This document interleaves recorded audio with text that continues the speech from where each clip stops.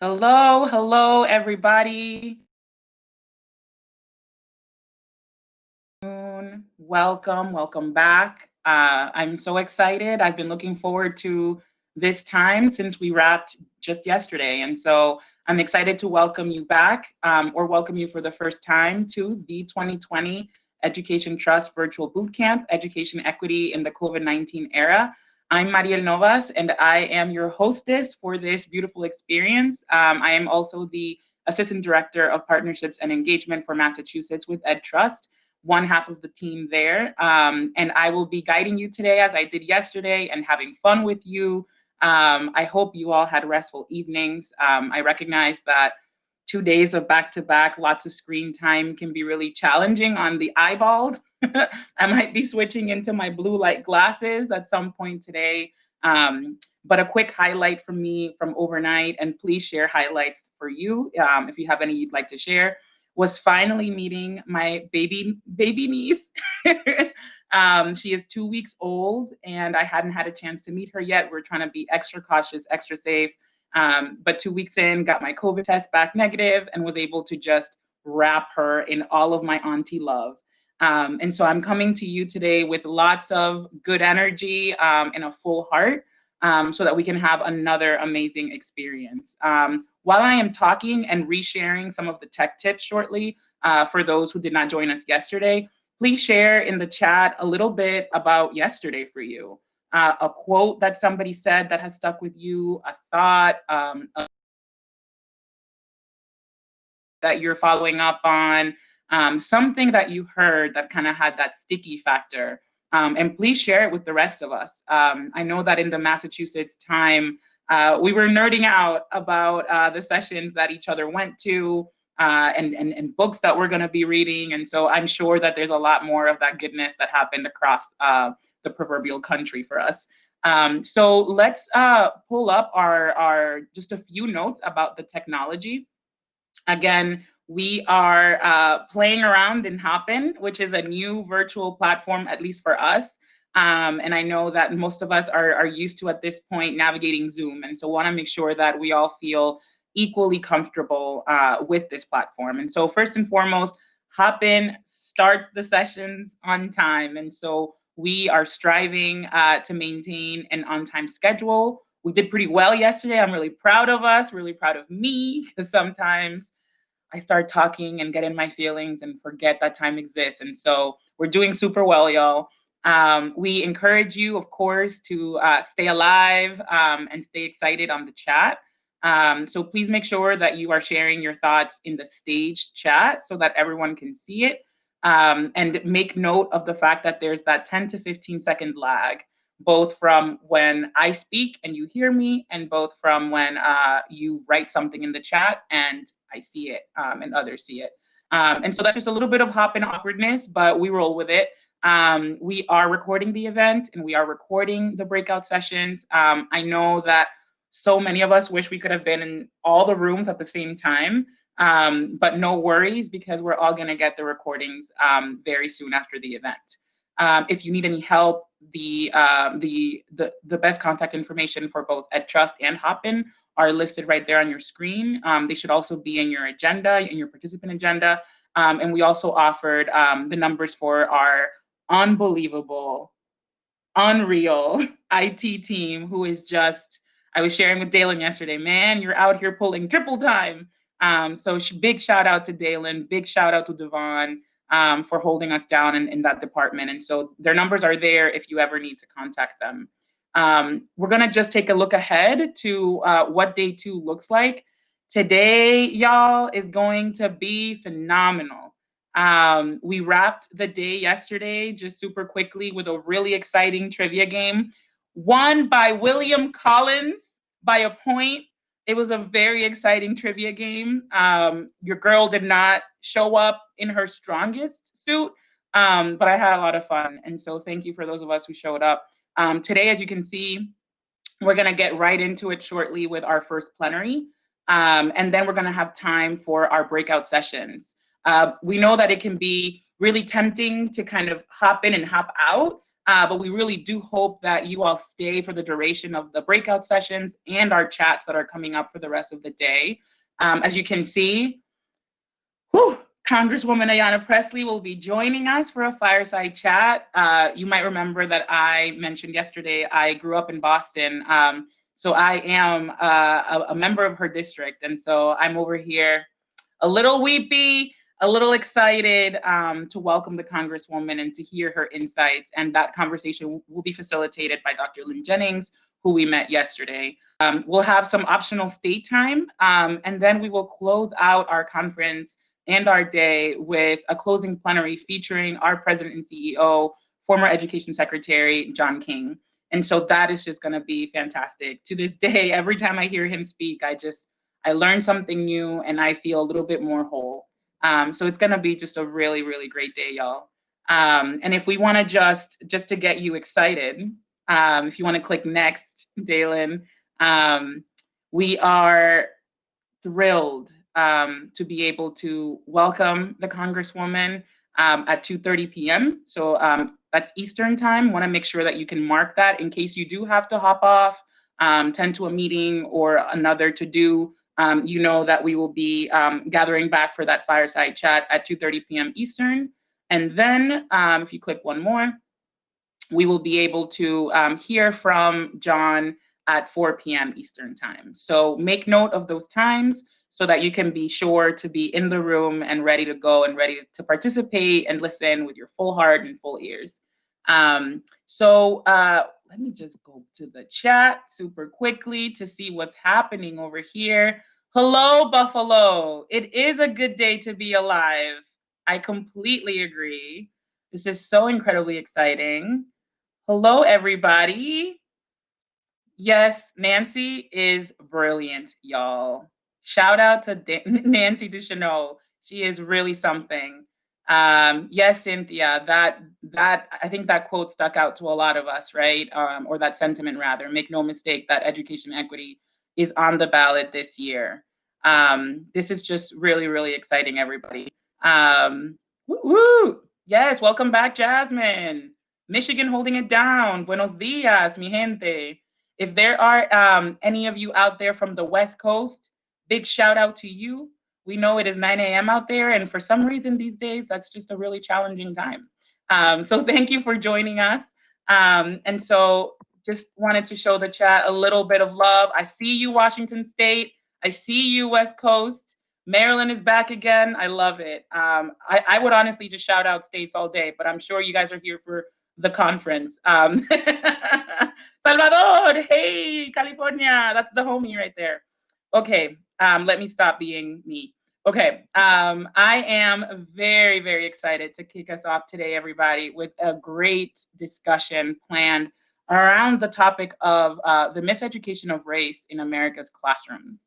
Our moderator is Dr. Dia Bryant, who, in addition to just being my sister and truly one of the most brilliant women I have the pleasure of calling friend and colleague, she has just led really important work throughout the city of New York and now I almost said the country of New York, and now the state of New York with EdTrust New York. And so I'm excited to read a little bit about Dia so that you guys can get to know a little bit about her. Dia will then be facilitating this panel and will introduce our wonderful panelists for this morning as well. So about Dia. Dia is currently the Deputy Director and Chief of Partnerships at the Education Trust New York and works with cross-sectoral partners throughout New York to advocate for educational equity. She provides strategic direction and support to the Education Trust Parent Fellows and works closely with community partners to address issues of equity in early childhood K-12 and higher ed. She also spearheads strategic projects that amplify the work of equity advocates across the state. Prior to joining EdTrust New York, Dia worked with the New York City Department of Education in multiple capacities for over 16 years. She was a teacher, a school founder, and most recently served as the special assistant to the first deputy chancellor. She has worked and supported system-level school leaders domestically and internationally, advising on instructional approaches, school design, equitable school improvement, and change management. You guys, this woman is everything. And full disclosure, she was my classmate in Harvard's Ed Leadership Program, and got to know each other extremely well over the years. So this woman has my deepest respect. So Dia, I see that you are popping into the stage. Hey, girl. Thank you. I love you more. I love you. Good morning, everyone, or good afternoon. Sorry. So I'm gonna let you. No. Loving it. I'm gonna let you take the stage and just thank you once more. Marielle, for your always sweet, always timely, and kind words. I really appreciate it. Good morning, my West Coasters and some of my Central folks. And good afternoon to those of you on the East Coast. As Marielle said, I am Dia Bryant. I am the Deputy Director and Chief Partnership Officer at the Education Trust New York. As Marielle mentioned, I am a lifelong educator and a mom of 2 small children who I hold dearly. My work in equity comes actually from a very personal space, growing up in the 1980s in Detroit, where I worked in a family where my father taught us that to be of service was the most important thing you could do in life. And there were lots of times that as children, we didn't have food or hot water or water at all or electricity. But all the time, my parents made sure that we had opportunities to serve folks. And so for what I learned was that you always have the capacity to be of help to someone, even when you think that you don't have enough. And for that reason, I've dedicated my life to education, and particularly in fighting for educational equity for students who have skin that looks like mine, who come from circumstances that were like mine, and who don't always get a fair shake at life because of the way our systems are designed. So today, I am honored to be joined by some very distinguished guests, and I will introduce them now. The first is Dr. Rhonda Taylor Bullock. She is the co-founder and lead curator of We Are in North Carolina. We Are stands for Working to Extend Anti-Racist Education. The team provides anti-racism training for children, families, and professional educators.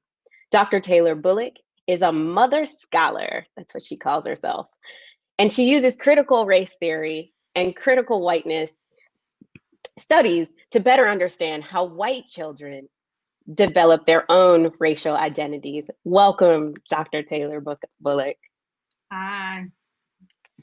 Next, we have a colleague of mine and someone who I consider a friend in the work, Brian Pick. He is an amazing instructional leader. He is the former chief academic officer in the Washington, D.C. public schools. He is currently completing his doctoral residency with Chicago Public Schools, where he is working to really solidify and sort of make something even better of their curriculum. And I think Brian is definitely the person to do it. Welcome, Brian. Thank you, Dia. It's good to be here. Finally, we have Dr. Sean Nelms, a leader in Rochester, New York. He is the current superintendent of East High School, a partnership between the University of Rochester and Rochester Public Schools. He is an activist. He is a community leader. He is someone that everyone looks to when they want to know what's happening on the ground and what's happening in the classroom. He keeps it real. And by real, I mean real on point. So welcome, Sean. We are so happy to have you. Thank you for having me. Our 3 panelists have a plethora of expertise to share. And I'll ask a couple of anchoring questions, but I hope that they choose to riff and build and confirm and extend one another's ideas so that we have a really organic conversation that feeds our souls and gives us some implications for how we should return to our organizations and think about education and advocacy a little bit differently than we think about it right now.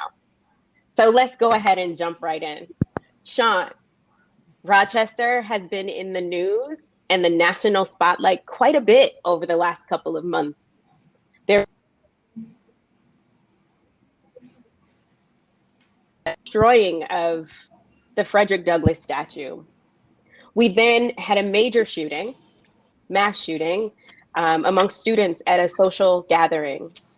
We also had all of this being complicated by the tragic death of Daniel Prude at the hands of police brutality. Amongst many other things, there have been so many disruptions, even in the government as of lately, with challenges around the mayor and the chief of police. All the while, Sean, our kids are watching, right? And as our students are returning to the classroom and as we're thinking about how best to serve them, both with content and with love, what are the imperatives for healing through teaching and learning in this context that we find ourselves in? How are you thinking about that? Well, I think you've done a great job of contextualizing the myriad of issues and complexities within Rochester. You often ask yourself the question, how are the children? And I believe all of the things that are happening around them are impacting them directly, but I'm unsure if those needs are being met in a virtual setting. And so we have to lean in to address many of the issues that are happening right now around racial lens within Rochester, academically. But we have to remember that Rochester was not a high performing district prior to COVID or prior to the social unrest. So we have done extensive work in trying to redefine and develop our curriculum so that students of all ilk will be able to better understand what leads to social injustice, what leads to communities to feel disenfranchised. And so you build it from the academic end, while also as a school district partnering with local entities, the University of Rochester in this case as a university construct, as well as making sure that we hear from the context experts.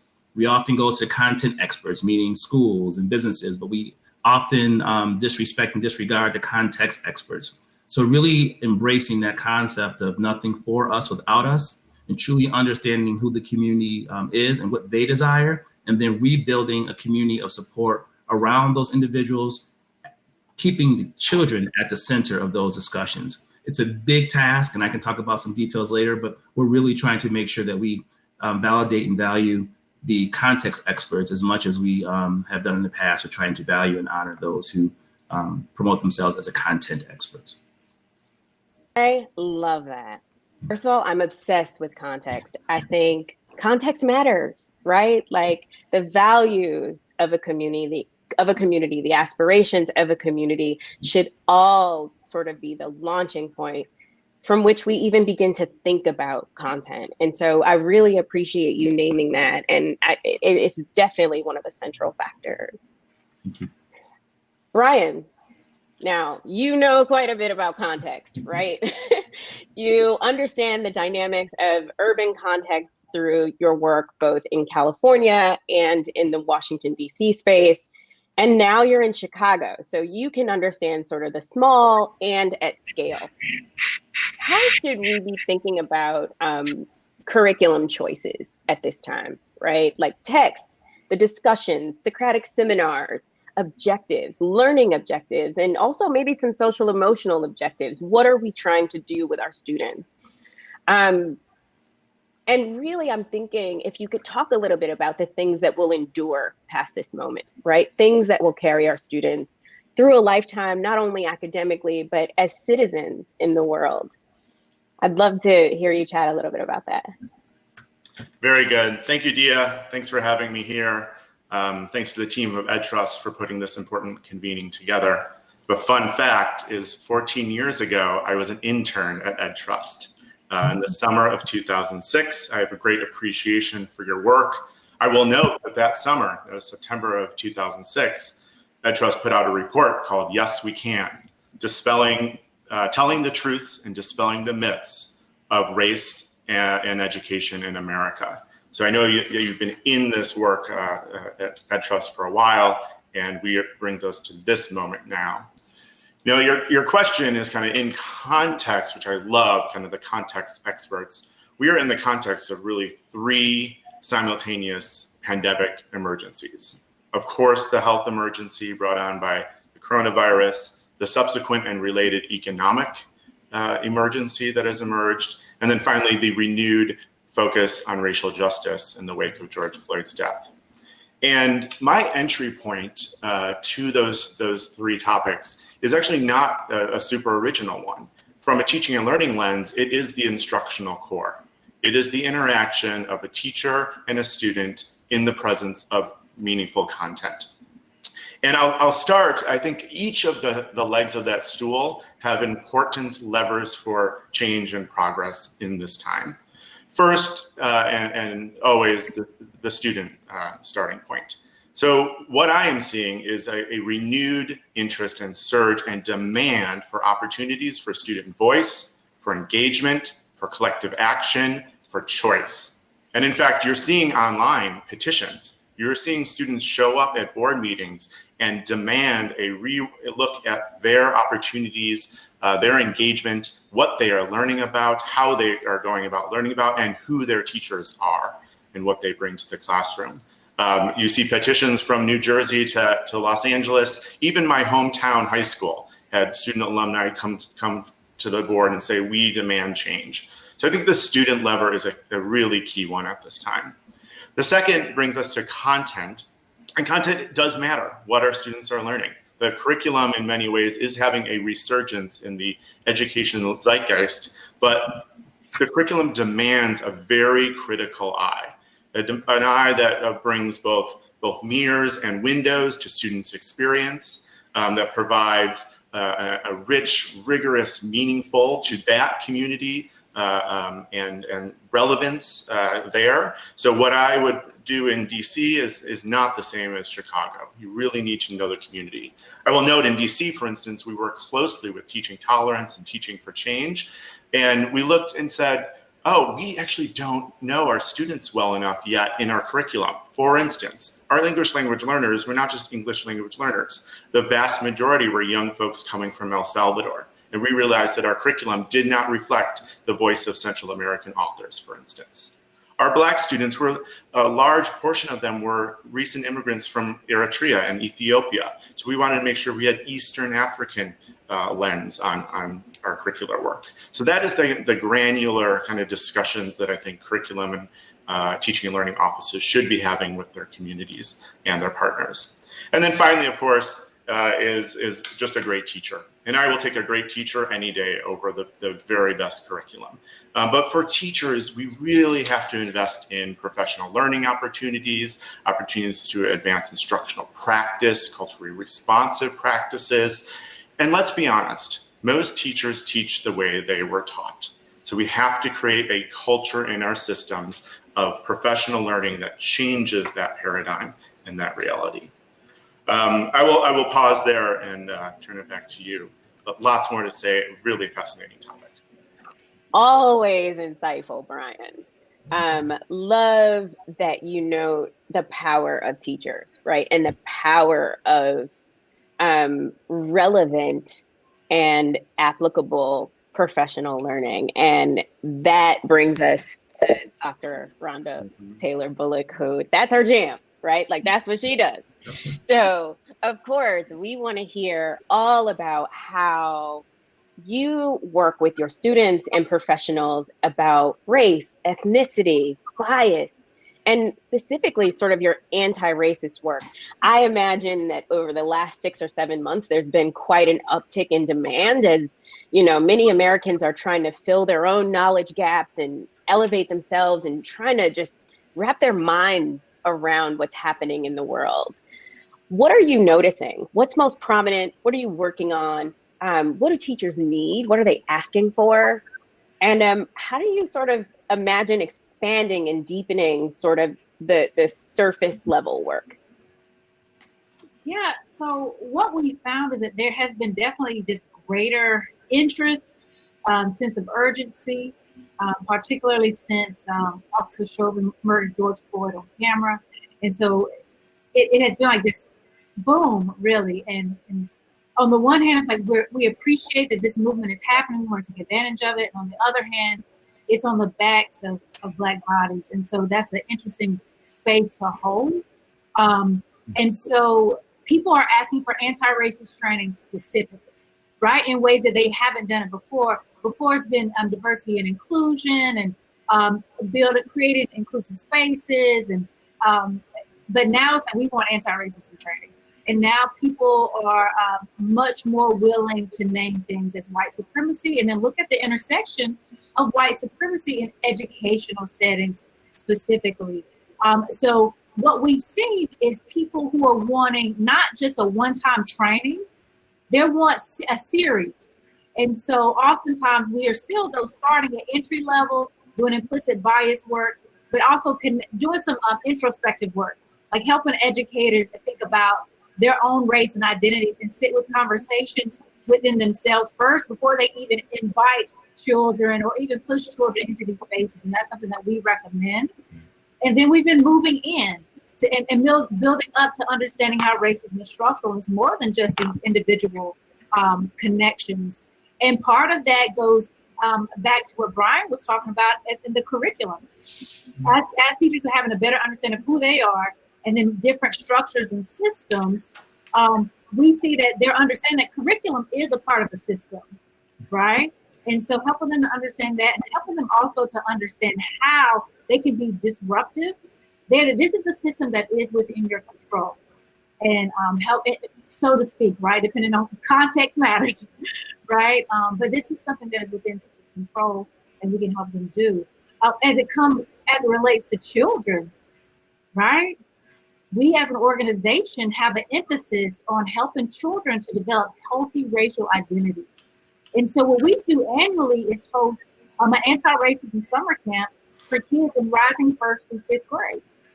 And we use a literacy-based approach to help children think about race, racism, skin color, and activism in these very concrete ways. And so as we're talking about children, my daughter made a cameo earlier. She missed camp this summer.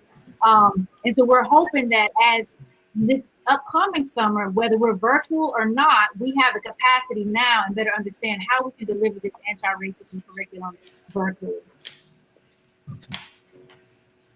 Yeah, I mean, I'll tell you, if I may, curriculum is like our contract with our community. Yes, it's our value statement for what we believe should be taught, and I believe that curriculum that we've all experienced through high school was the curriculum of the valued.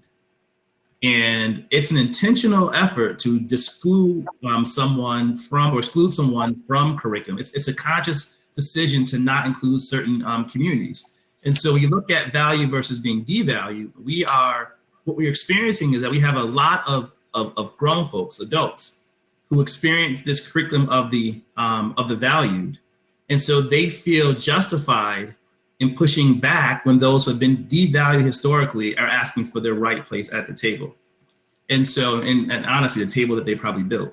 So I would say that we are at a critical moment in which districts are finally admitting to themselves that their contract with the community did not represent the community, particularly in communities of color, where even in our most prominent urban settings, the curriculum still is the curriculum of the value. And so what Brian's doing and what Rhonda's doing is so inspirational.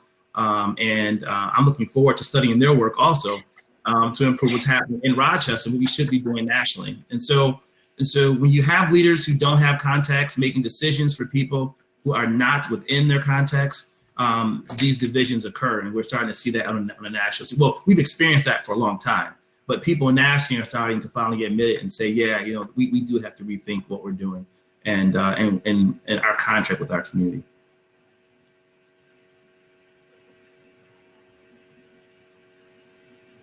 Thanks, Sean. Brian, anything you want to respond to either of those? Yeah, that is just so well said. This conversation is really feeding my soul. I will pause and just speak directly to my white colleagues who are in the conference, and a reminder that 80% of our teaching force is white. I just really encourage us all to lean in. We have to, as Rhonda said, do the self work.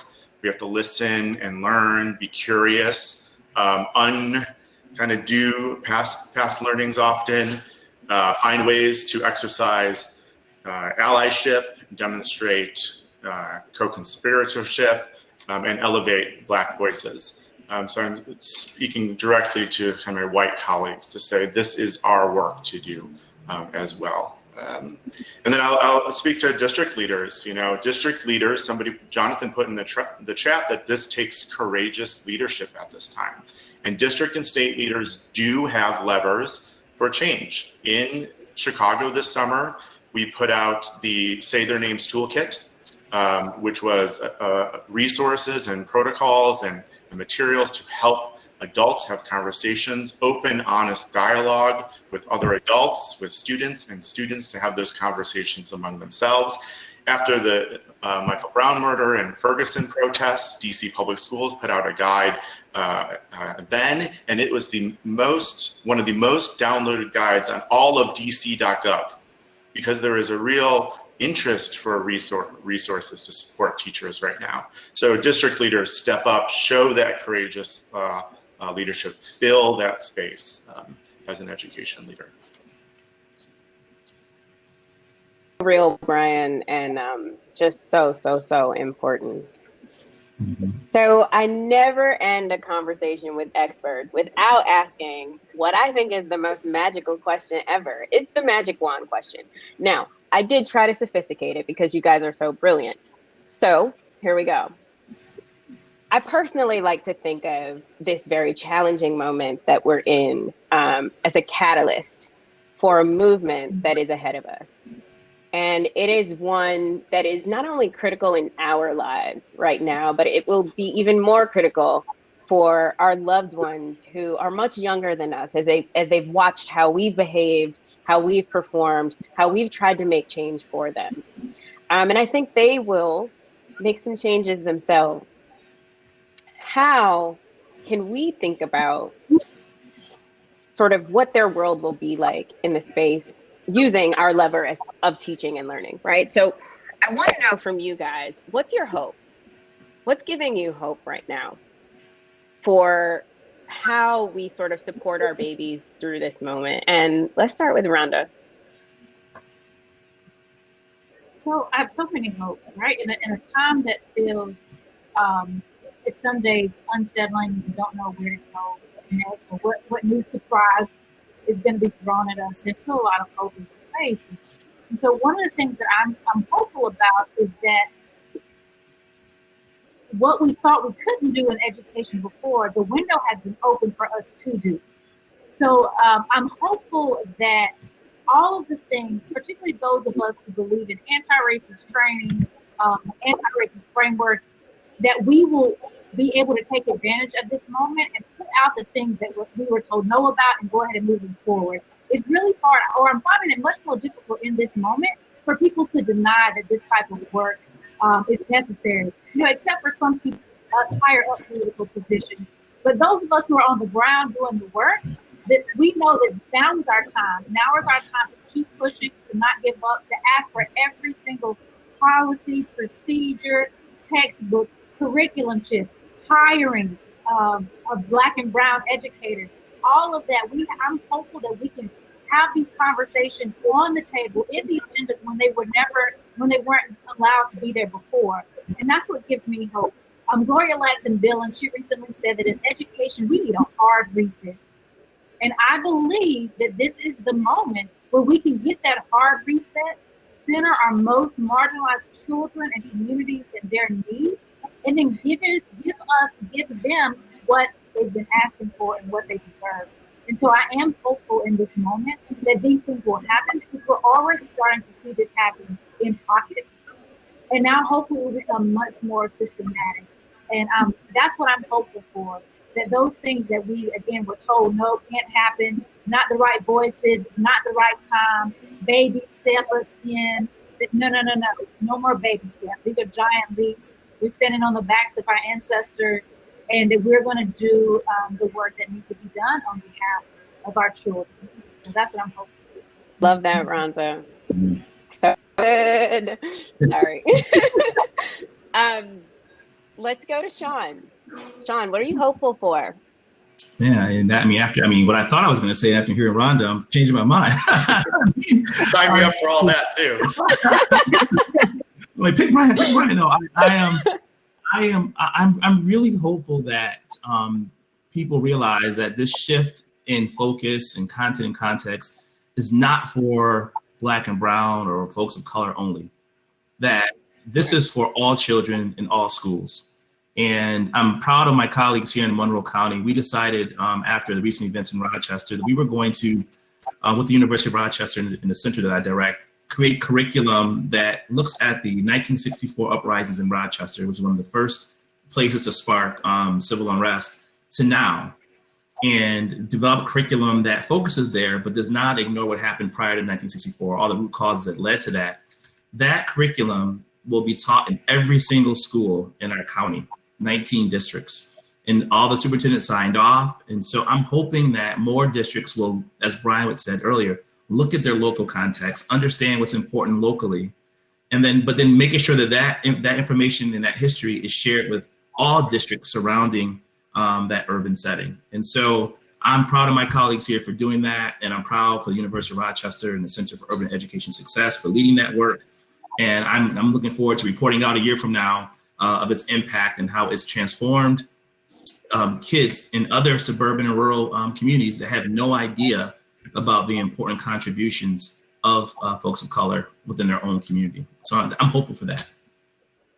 Powerful, Sean, because when we learn about our positive history and the marks that our ancestors have made in the world, it is inspiring, and it gives us confidence to know that, like, hey, you can do it too, you know, and it's not so far off. And so I really appreciate you saying that, and I'm looking forward to seeing the work that Monroe County is doing, and hopefully it'll be a model for many of us. Brian, your hopes. Well, I will use this opportunity to share what has been the most energizing work I've done this year. And that is in partnership with I was gonna say my old boss, but she'll kill me if I say that, my former boss, Kaya Henderson, the extraordinary chancellor of DC Public Schools. She has founded a new organization called Reconstruction. It's just profiled in the Washington Post magazine last week. And you can find it at reconstruction.us.us. It is a platform that is focused on building Black wealth, and it is unapologetically focused on Black education, creating a space for small online instruction that focuses on Black people, Black culture, Black contributions through a really rigorous, robust curriculum. It is, you know, they like to say more Baldwin than Dickens and more Morrison than Twain. And it is really an extraordinary project to bring together and retell, as Sean said, kind of the contract made with the Black community. I encourage folks to visit to sign up for their newsletter. They have assembled just an extremely strong curriculum team, tutoring team for young people around the country. And talk about scale, I mean, that's really has potential to have wide impact in powerful ways. It has been a real privilege to advise on some of the curriculum work, and I'm very excited to share that with you all. I'm incredibly excited about that work. If you have not read that Washington Post article, it's amazing. And a couple of those lines that Kaya has in there will give you chills. I was on fire. It is just amazing work. There is a question in the chat, and we only have 4 minutes, but let's see if we could have one or two people kind of weigh in. And it was this question about assessment and curriculum are so closely linked. How should we be thinking about the relationship of these two things sort of during this moment, and what should we be advocating for as we think about it? Just take like one.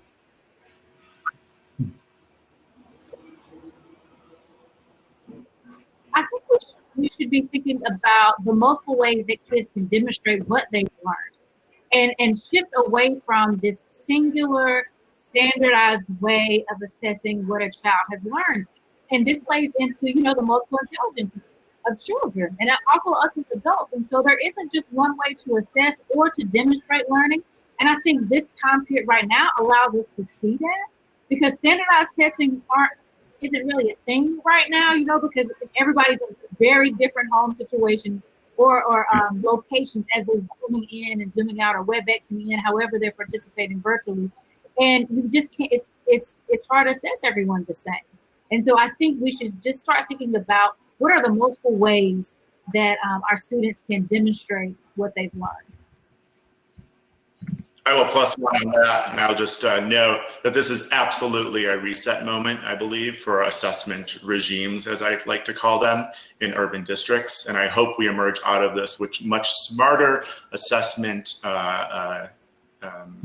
systems that are much more tied to assessment for teaching and learning, assessment for curriculum, assessment for mastery, and multiple measures of that. But I do think this is a moment in time for change. And Dia, can I add one Of course. I just want to say, and we're talking about curriculum, which is a key point, and I also mentioned that it is a part of a system. But another key system among the many that we really need to be emphasizing during this time is discipline and the school to prison pipeline. So, and because policies uphold how discipline is playing out disproportionately against Black and brown children. And so as we're thinking about those systems, yes, curriculum, and yes, policies that contribute to the school to prison pipeline, those are things that we really, those two really need to be paid attention to and the harm dismantled. How they're Listen, y'all trying to have a whole sermon, and this was a 30-minute conversation. However, I will encourage our participants to reach out to the three of you and get more of this brilliance, because there is so much more where these small tidbits came from. I want to say thank you to our distinguished panelists for really taking time out of their day to share their knowledge and ideas with us. The work that the three of you do every day is so important because it literally changes the trajectory of students' lives. And I am one of those students born and raised in Detroit in the 80s, and education changed my life because math had answers when life didn't. And so I appreciate you. I want to keep connected. And thank you again for all of your support. Have a good day. Thank you. Mariel? Hello, everybody. I am back and once again trying to hold back tears because Dia left us at what was that? When life didn't have answers, math did. Whew! That's a whole word and representative of the fire panel. Thank you so much. Wow. Thank you, Rhonda, Brian, Dr. Nelms, for just showering us with your insights, and the work that you are doing is just beyond. Thank you for your efforts on behalf of our students, their families, and our communities.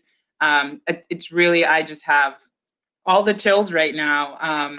And you know, for me, talk that kind of continue to emerge, right, in thinking about context and curriculum and assessment and as Rhonda mentioned at the end there, policies that contribute to the school to prison pipeline. You know, I kind of like kept going back in my head to just the importance of investing in homegrown leadership, of identifying pipelines and clearing paths so that our students are able to see themselves as the leaders in the classrooms in their community, in the schools in their communities, in the school districts in their communities, in the state legislatures where they live. This is important. This is important because who knows that context better than our kids? And so I've devoted many years of my life to that work, to the beautiful work of developing homegrown leadership right here in Boston. So that absolutely spoke to my heart, and I am just, again, so thankful for you all. And I know that the chat feels the same. I know you all feel the same. And at the very least, if nothing else, we have now developed, without meaning to, 2 hashtags. So yesterday we heard hashtag whatever it takes, and today's sort of rallying cry seems to be hashtag no more baby steps. So I am loving the energy that our panelists and our participants are bringing. So keep bringing it. We are now going to transition to 2 separate breakout sessions. Please visit, again, your kind of like handy dandy roadmap is the reception tab. So on the left-hand side of your computer screen, you should see it right there. If you ever kind of get lost and like, what's happening right now? Or you kind of had to like grab a call and come back, just go to the reception tab, and it'll guide you right there to sort of like what's happening right now and what's on deck. I will see you back here at 2:30 p.m. for a conversation with Dr. Lynn Jennings and Congresswoman Ayanna Pressley. And our next session starts promptly at 12:50, so in exactly 2 minutes. And I will see you in a few hours. You guys are awesome.